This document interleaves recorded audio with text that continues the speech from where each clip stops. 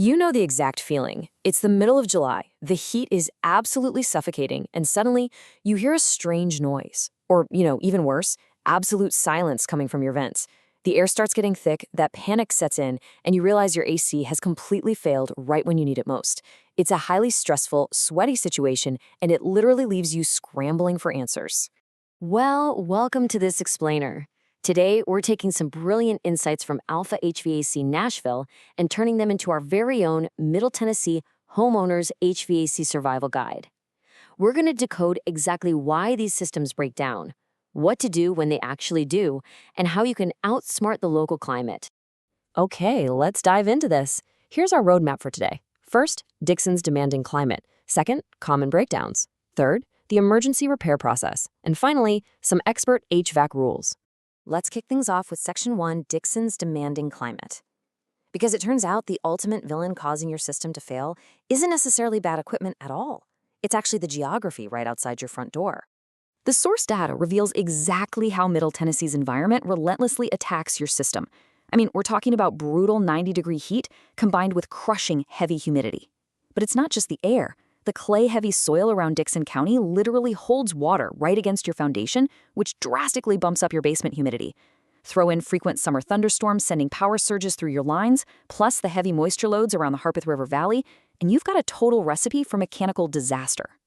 And because this area rarely sees prolonged mild weather, your system gets pushed into absolute overdrive. It's running a staggering 9 months out of the year.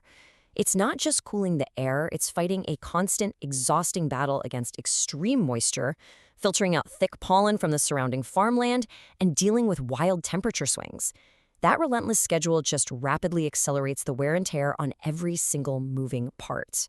Which brings us right to Section 2, Common Middle Tennessee Breakdowns. Now that we know about the environmental pressure, let's look at the fascinating, if totally frustrating ways this climate actually translates into mechanical failures.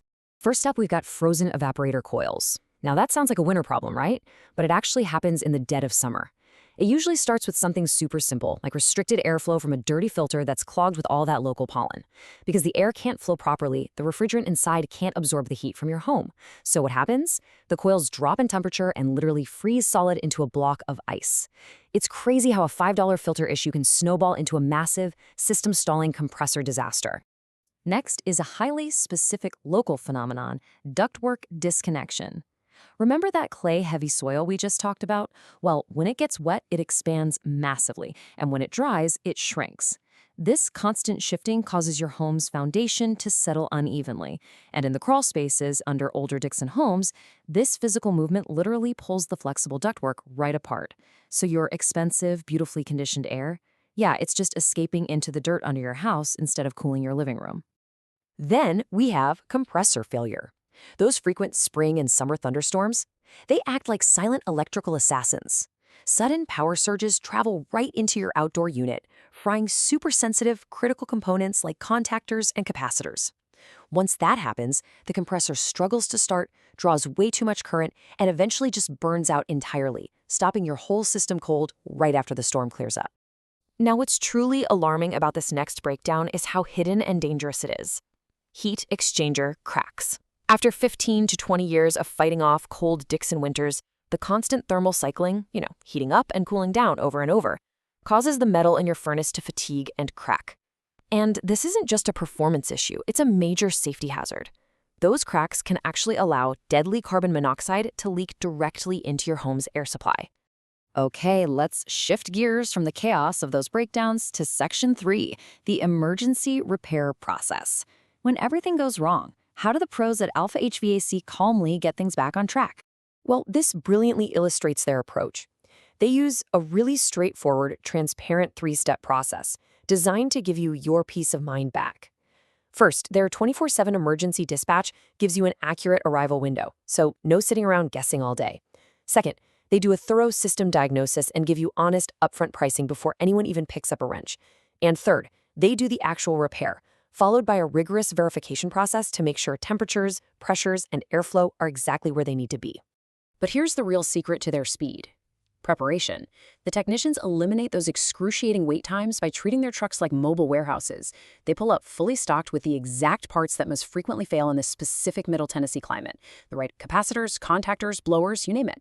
There's no, hey, we need to order the part and come back next Tuesday. They just fix it right then and there. All right, that brings us to our final part, Section 4, Expert HVAC Rules. Let's dig into some insider industry rules of thumb so you are never caught off guard again. So the crucial point here is this magical number, $5,000.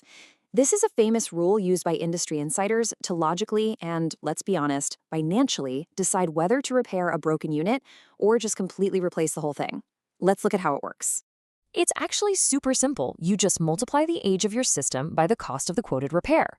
So say you have a 12-year-old system facing a $500 repair. 12 times 500 is $6,000. Since that's over our $5,000 threshold, it makes the most financial sense to replace the unit.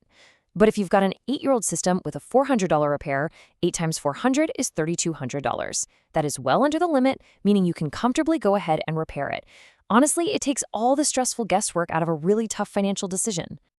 And that moves us right along to our next insider metric. This is probably the easiest, yet most absolutely essential trick you'll ever learn. The number 3.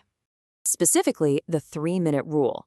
Look, if your power flickers off during a storm, or even if you just accidentally shut your system off at the thermostat, you absolutely must wait a full 3 minutes before turning it back on. Why? Well, when the system is running, the refrigerant is under immense pressure. If you shut it off and immediately flick it back on, your compressor motor is forced to fight against that extreme, damaging pressure, and it can instantly burn out. Waiting just 3 minutes lets that pressure equalize, and it can literally save you thousands of dollars. Finally, if you do end up having to buy a brand new system, our source material outlines the absolute best purchasing rules to follow.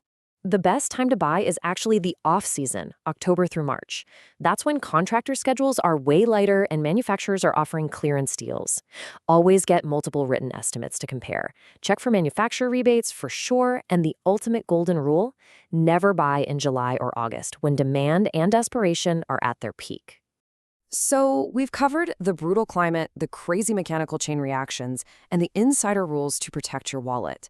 But as we wrap up, I want to leave you with this. Knowing the heavy, relentless toll that Middle Tennessee's environment takes on these machines, how healthy is your system right now? Is it truly ready to survive the next crushing heat wave? Or are you just one dirty filter and a thunderstorm away from a total meltdown? Stay proactive, change those filters, and stay cool out there.